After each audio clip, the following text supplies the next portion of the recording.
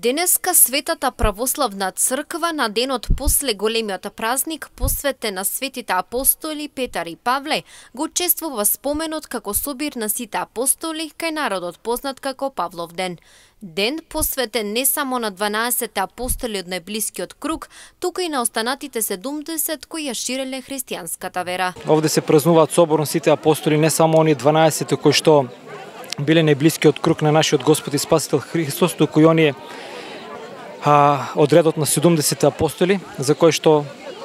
за волја на вистината нашиот народ делумно од незнаење не е доволно запознат, бидејќи како што имал Христос 12 апостоли, имал и 70 други кои што исто така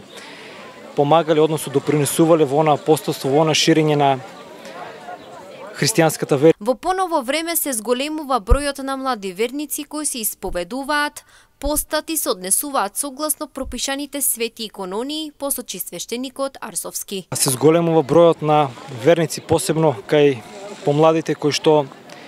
правилно и на вистина, како што доликува и како што е припишано во светите канони, ги практикуваат постите, постат, земат благослов од духовникот и што е најважно,